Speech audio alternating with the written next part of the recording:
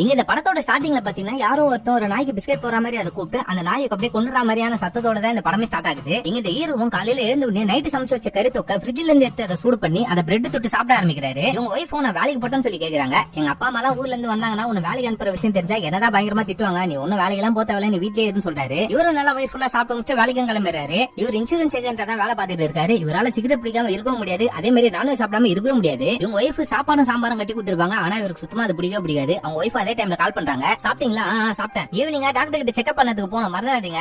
போலாம். இன்னைக்கு அப்படியே நம்ம மார்க்கெட்டையும் போயிட்டு ஒரு எட்டு சுத்தி பார்த்துட்டு ஷாப்பிங்கும் பண்ணிட்டு வந்துடலாம், ஓகேவா? கண்டிப்பா போலாங்கன்னு சொல்லிட்டு அவங்களும் வச்சிருக்காங்க. தலைவன் போன் வச்சதுமே கீமா பாவ் பஜ்ஜி ஆர்டர் பண்றாரு. ஒய்ஃப கூட்டிட்டு கொஞ்சம் தூரம் பைக் டிராவல் பண்ணிட்டு நல்லா பேசிக்கிட்டு இவங்க ரெண்டு பேருமே ஜூஸும் குடிக்கிறாங்க. ஹாஸ்பிட்டல் போயிட்டு செக்அப் முடிச்சுட்டு அப்படியே அவங்க மார்க்கெட்டுக்கும் வராங்க. அப்படியே பானிபூரி சாப்பிட்டுட்டே இருக்கும் போது அவருக்கு ஒரு போன் கால் வருது.